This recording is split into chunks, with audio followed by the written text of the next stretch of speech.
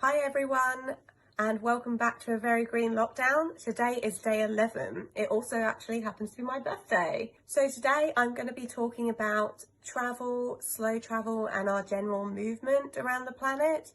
But before I do that, I just want to say a big thank you to everyone that's wished me happy birthday today, but also to all of those people that have subscribed to these videos so far, or everyone that sent me messages telling me how they're going to change things in their life as a result of the things I've been saying. So that is really encouraging to hear, and it's the whole reason I'm doing this. I've also had a lovely present from Lush from my friend and popular lifestyle blogger Christy from Christy Lifestyle, and I'm going to be opening this Lush gift at the end of the video, so hang around till then. In a modern world that we have today, it's very easy to think, I need to go somewhere, I'm going to drive, because we're in such a fast-paced environment and it's just so much more convenient to drive your own car and comfortable. But it's a sad fact that cars are still very bad for the environment. 3/4 of all greenhouse emissions come from road vehicles, and cars being the biggest one. Especially when we're travelling in the car on our own, it just is tracking up the emissions massively. Thankfully, something that has come out of the pandemic that's positive is that many people will be working from home now, so we'll have less need to drive to their place of work. So I would definitely consider whether or not you really still need that car or how often you're using it. There are alternatives, like walking or cycling, or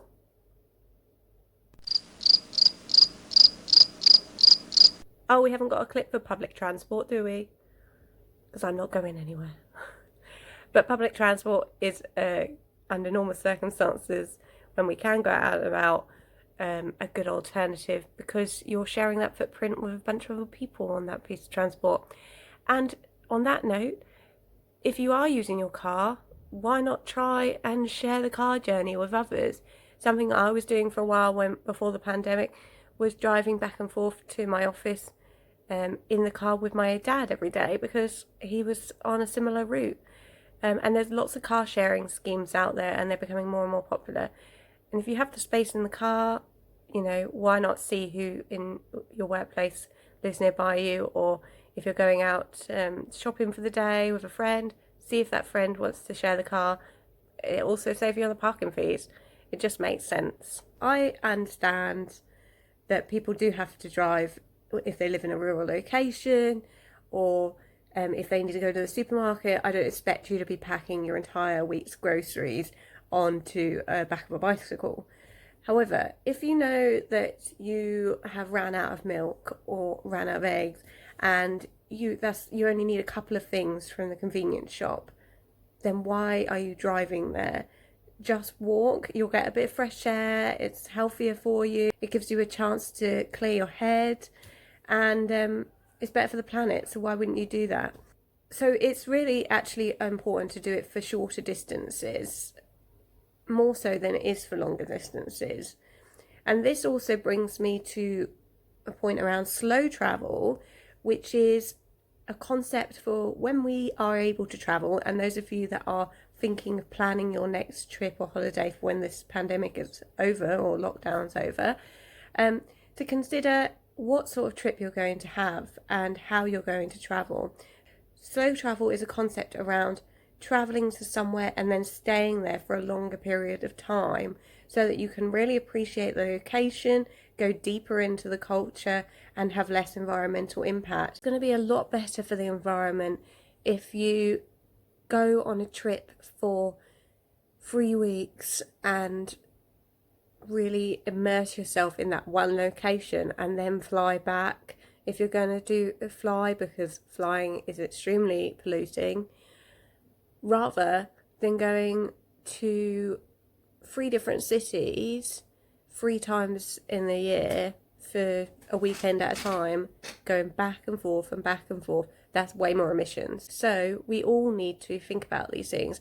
I am a big time traveller. I have a travel blog. I really enjoy travelling and I work in that industry, and I know that that's something that I really need to change about myself, and it's something that I plan to change. I really have been put off by the whole airport flying process over the last several years, and I really don't enjoy it anymore. And so for me, I'm going to be trying to use trains way more often to do my travelling. When it comes to the actual logistics of that, I understand that it can be difficult for some people to plan a trip where they're not using traditional forms of transport. But there are ways to do it. If you want a really good tool, I'd recommend the Rome to Rio website, screenshot here and link in the description. It's really useful for planning legs of a journey, and it will show you trains and other forms of transport other than flying. But anyway, so that is my talk on slow travel and traveling differently today. And we are going to do another video about driving. But now back to my Lush gift box opening.